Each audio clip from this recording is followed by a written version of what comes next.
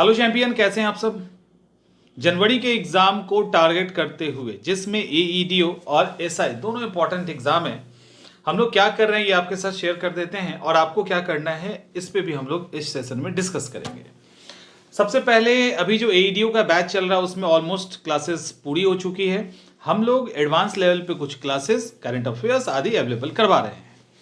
नए कुछ notes update किए जा रहे हैं, करंट अफेयर्स के कुछ नोट्स हैं वो भी आप लोगों को अवेलेबल करवाया जा रहा है।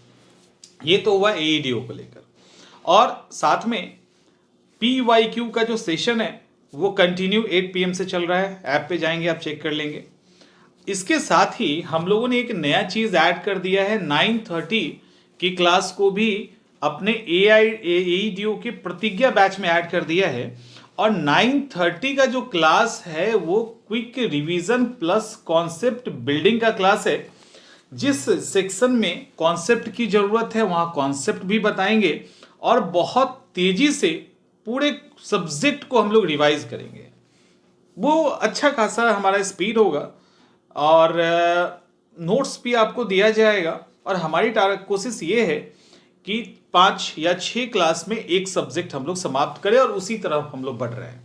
तो इस तरह से हम लोग एईडीओ को लेकर और एसआई को लेकर हमारा अप्रोच चल रहा है। अब सवाल है आपको अभी क्या करना है। देखिए, आप अगर हमारे कोर्स के साथ जुड़े हैं तो आपको पीवाईक्यू का टेंशन नहीं लेना है, क्योंकि हम लोग पीवाईक्यू आप लोगों को नोट्स में भी दे रहे हैं और क्लासेस भी दे रहे हैं।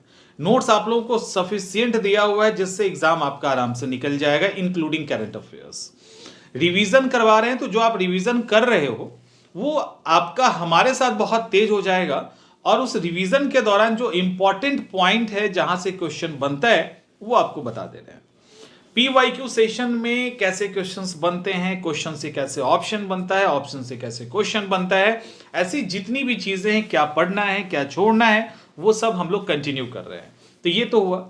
अब यहां पे एईडीओ को लेकर 45 डेज हम ये मान के चलते हैं हमारे हाथों में। अभी हमारे पास 45 डेज है। इन्हीं 45 डेज के अंदर हमें एईडीओ का एग्जाम निकालना है और अपकमिंग जो भी एग्जामिनेशन है आप क्रैक करोगे। इसके लिए करना यह है कि आपको थोड़ा सा प्लान करने की जरूरत है कि हम किस सेक्शन पे काम कर रहे हैं, किस सेक्शन को इतने दिनों में अगर कर लेंगे तो वो तैयार हो जाएगा, और कौन सा वो भी सेक्शन है जिसके अंदर हम बहुत एफर्ट डालेंगे तब भी हो सकता है वो उस तरह से तैयार ना हो। जो तैयार होने वाला है यानी जो आपने तैयार कर लिया है तो उसको तो आप रिवीजन में डाल दो। दूसरा जो तैयार हो सकता है और उस पर आप एक कमांड क्रिएट कर सकते, कमांड आपका बन सकता है, तो जिस पे कमांड हो सकता है उस पे पूरा जान लगा दो, पूरा जान लगा दो। जैसे मैथ ठीक कर सकते हो लगा दो, मैथ नहीं कर सकते हो रीजनिंग में कर सकते हो, रीजनिंग में जान लगा दो। जीएस में तो लगाना ही है, वहां तो कोई विकल्प ही नहीं है आपके पास। अब रहा मैथ ही रीजनिंग ना, तो रीजनिंग में जान लगा दीजिए। और अब दोनों में से किसी एक में आप कर सकते हो और दूसरे में नहीं कर सकते, उसको सपोर्ट में लेकर चलो। समझ में आ रहा है? उसको सपोर्ट में लेके चलिए। इन 45 डेज में सब पे मास्टर नहीं बन सकते, इसीलिए हम लोगों ने क्लासेस के दौरान आप जाके देखोगे टॉपिक वाइज हमने इजी, मॉडरेट, डिफिकल्ट टाइप के क्वेश्चंस करवाए हैं छोटे छोटे क्लासेस में। वो इसलिए कराया गया कि उस तरह के क्वेश्चन को आप सॉल्व करना सीख लें विथ कॉन्सेप्ट। तो वो जब आप सीख लोगे तो चीजें आसान हो जाएगी। अब आपके पास वो सारी चीजें हैं तो आप उस पर काम कीजिए।